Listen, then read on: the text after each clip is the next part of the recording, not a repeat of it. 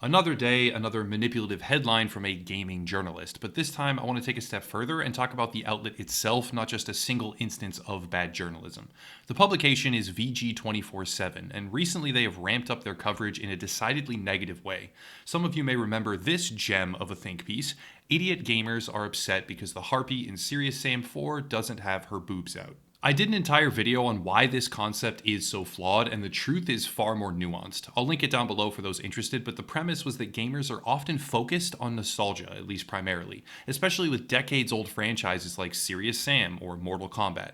The fundamental concept is rather simple. If you make something people like, keep it fairly consistent for 20 plus years, and then change it radically for no conceivable reason, neck deep in a politicized climate of video game tension, more often than not, they will be unhappy. It is exceedingly rare that you can take something people thoroughly enjoy, seeing as the demographic that does not enjoy it wouldn't even be around anyways, leaving you with a big group of people that like it the way it is, and modify that thing without actual cause, at least not a cause that affects the main player base themselves in any meaningful way, and achieve anything other than backlash. Some players were upset that Mortal Kombat changed its character skins. Others were upset when classic skins came back but had some needless triangles of black leather instead of an all-red advertised, true-to-form classic feeling.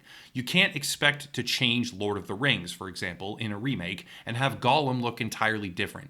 Yeah, maybe he looks better in the eyes of your artist, and only your artist. Maybe you made him less offensive because the previous version of Gollum could be perceived maybe as derogatory towards schizophrenic people, but the fan base knows and loves what he is, not the new version of what you wish he was. Bottom line, VG247 published an entire article that literally called certain male gamers subhuman. I'm not even kidding. That's in the article. And say what you will about the struggle for equality and the no-holds-barred tactics that some journalists and media professionals think are necessary to fight for that equality. Equality and social justice don't start from a position of moral superiority so deranged you literally refer to other people and some of your viewers as subhuman. The thing is, VG247 is taking a swing at the title of worst journalistic outlet in 2020 and scraping the absolute bottom of the barrel for their daily click engagement, but going even further, this isn't new. It's been happening for a long time. And they even have high-ranking staff who have apparently been banned from Twitter for violating the terms of service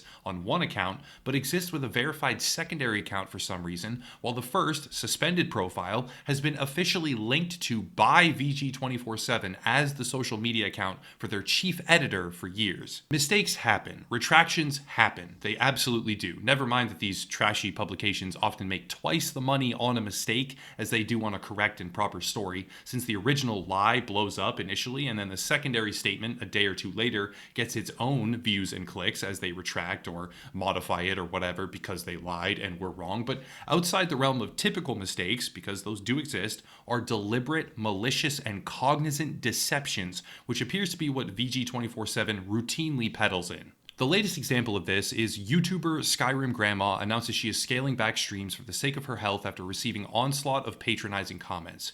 The article lifts quotes directly out of Shirley Curry's own video, but there's a problem here. The article exclusively focuses on her statements about comments that stress her out, which is valid, it is, but it ignores the other 10 minutes of her explanation which pertain to things like the oppressive daily upload schedule, the stress of analytics and viewership ratios, as well as bugs in the actual game that have made it impossible for her to continue a certain series. The stress that Shirley Curry feels is well known to any of us in the YouTube space, especially anyone who live streams at all, or tries to upload on a regular schedule, and I feel a tremendous amount of empathy towards her. I grapple with the same things, at least from time to time I do, but I never actually committed to daily uploads. I take 2, 3, even 4 days off consecutively all the time. I also don't live stream frequently, maybe once a month, if that, on big releases, and these differences are what have saved me on many occasions from reaching a critical stress overload that caused me to step back and need a break. I wish her nothing but the best, truly I do. The comments from viewers that tell you to play like this or do it like that, or I want to see you do this though, why don't you do it the way that I want you to? They are obnoxious, annoying, and more often than not a worthless opinion that only serves to subtract from your own enjoyment. But the truth is that these are just harder to ignore. They jump off the page more. They're more prominent, more visible, because they're the most aggressive. It's like the screeching fringes on Twitter or other social media. We perceive them to be everywhere, but they really aren't everywhere. They're just a small group screaming through their keyboard and ruining the emotional state of everyone around them. And that small group clearly contributed as one single factor to the stress that Shirley Curry feels. On top of this, aside from the fact that this was a 12-minute video with numerous different explanations as to why she would be changing her upload schedule, it should be noted that this happened over 3 weeks ago. This video was posted on May 2nd, and the article from VG247 came out on May 26th. And many other outlets did cover this as well, but I'm focusing on VG247 for it for a very specific reason you'll see later on. This video was posted on May 2nd, the article came out on May 26th, and it's readily apparent that the writer hit a slow news day or something like that, and wanted to condemn gamers as awful, patronizing, and disgusting people again, and circled back to something that really does not qualify as current news, while selectively interpreting the motivation in a way that would allow for the most confrontational headline possible. Shirley Curry on Twitter came out and said the following in direct response to this article, which is why I'm focusing on this particular outlet, despite the fact that many others did cover the story. VG247, I don't know who you are or where you get your ideas from, but there was no onslaught of patronizing comments. But yes, I'm scaling back my videos due to health. Most people on my channel are very nice, but I do wish you would delete this so it would go away. With crystal clear precision, Shirley debunked the entire article premise, the headline, and everything in it, while essentially asking for a clarification or a retraction. To make something very clear, Shirley Curry, or Skyrim Grandma, is one of the sweetest people I have come across in my entire time on YouTube. She genuinely just wants to enjoy a game that she loves and have others enjoy it with her. Everyone should be able to see and support that. I wish her nothing but the best, truly. And I look forward to playing Elder Scrolls 6, where she has been incorporated as an NPC, by the way.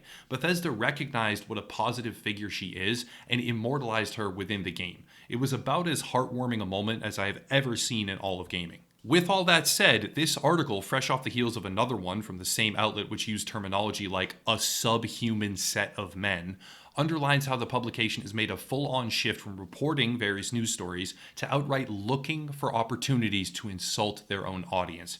And not just looking for somewhat valid reasons, maybe in some kind of twisted dimension, just flat-out manufacturing lies. The counterpoint here also has an interesting tie-in. This is just a single example, keep that in mind, but John Thompson raises the defense that Skyrim Grandma giving the thumbs up to Gamergate types and going mock away about games journalists is a bigger problem than one word in the title of the article being sort of misleading. Gamergate always has been the ironclad armor with which to demonize anyone who disagrees with gaming journalism in any capacity. However, that narrative has been systematically dismantling for years. VG247 is themselves very quick to use that topic as a bludgeon. In 2018, they wrote about how they would be pulling support from GOG.com after a simple animation was posted for Postal 2, which contained an image of someone pissing on a headstone marked Games Journalism, which, along with a set of dates on the headstone, could be, in their words, interpreted as a dog whistle that panders to the hate group Gamergate. They go on to say that Gamergate has been proven to lead to radicalism, even murder, and that's a bold claim, a really bold claim. At the time, despite an overwhelming amount of anecdotal or amateur evidence to the contrary, this was impossible to really disprove or refute. However, in 2019, the FBI released their own records on the Gamergate investigation, and the information contained was, let's just say, it would fail to retroactively validate the constant and malicious barrage from gaming journalists towards their own gaming audience. The FBI themselves deemed that there was nothing of consequence worth prosecuting or even continuing to investigate. The constant and emotionally charged claims of death threats, being driven from their homes, various other credible threats to their personal well-being and bodies, among many other allegations, they were either grossly exaggerated or flat-out lies. There were individuals harassing certain female figures in the gaming space, an activity to be harshly condemned, to say the very least, but it was a confined set of very few individuals who turned over their records, were tracked down, questioned, warned for their behavior, and thoroughly investigated by the FBI, and ultimately deemed as inconsequential by FBI investigators. The connecting Gamergate thread that this individual used to defend VG247 no longer holds the nebulous and fear-mongering merits that it once had. Ever since the FBI files were released, it became clear that this entire series of events got politicized and manipulated by both sides, which worked, and at the time was exceedingly effective, but cannot be held up any longer as some sort of murder-inducing, hatred-spawning army of gamer lunatics, and to do so is a flat-out lie. Lastly, VG247 during 2014 brought on a new editor, now their editor-in-chief, named Matt Martin. There are numerous links to his Twitter profile interspersed through their coverage for the next 3 full years, as well as other conversations or links from readers and fans in different threads. M. Spitz, the profile tied to him at the beginning of his tenure, has been suspended from Twitter for violating their terms of service. I don't know the history here. I was unable to determine why or exactly when it was suspended, but I'm confused as to why a verified editor-in-chief would have 2 separate Twitter accounts, one tied to his official job at a gaming media publication that gets suspended for Twitter rule violations, and another, still verified by the way, that has existed since 2009. In some places, the now linked Twitter profile for Matt Martin as of 2020, which is officially tied to him on their website as of this moment, is tagged right alongside the suspended M. Spitz. And while there could be some completely innocuous reason for all of this, admittedly that's entirely possible and plausible, I find myself with a series of questions about why this has occurred and what events could lead to this type of situation. Now, more important than what VG247 is doing, however, with their now transparent attempts to demonize the very same audience they originally appealed to, is why they do it.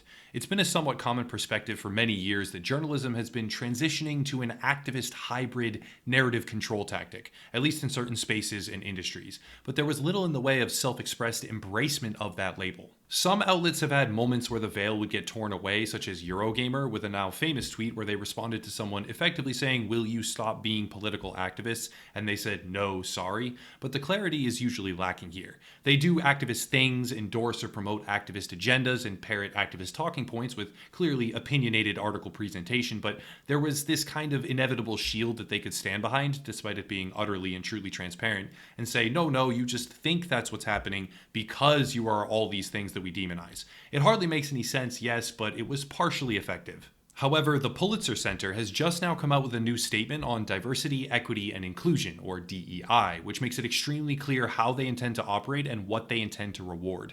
The entire statement effectively makes it clear that they are going to actively support and promote journalism that pushes the narratives they agree with. It's not implied or interpreted, it's literally stated with absolute precision. This is particularly obvious in the section on advancing DEI in our journalism programs, where it states that their official stance and policy is to ensure that policies and practices at the organizational level, internal and external, reflect our commitment to diversity, equity, and inclusion with clear systems for accountability and feedback. And this might seem on an immediate level to be relatively harmless and understandable until you realize that they have quite literally stated earlier in the document that their definitions of these terms are evolving.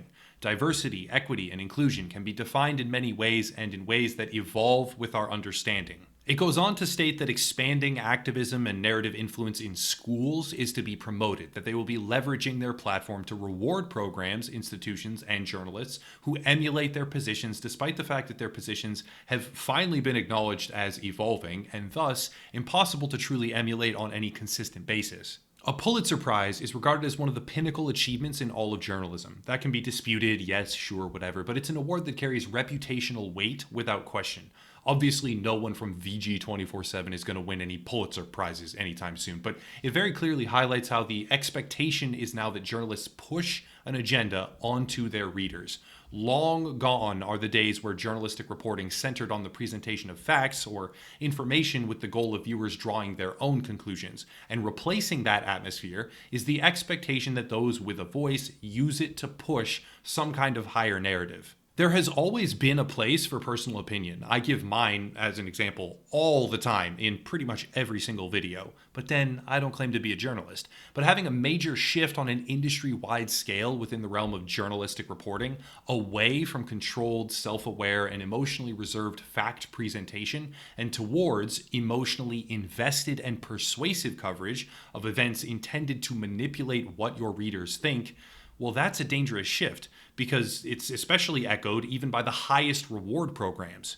VG247 has an agenda. That agenda can be boiled down to gamers are bad. The space is not inclusive enough. It is not sensitive enough. It's not politically correct enough. And there is an intolerable amount of harassment, bigotry, racism, phobia, and whatever else they can cram in, infesting the industry. So it is our job to attack and destroy those voices while reformatting the space according to our personal views.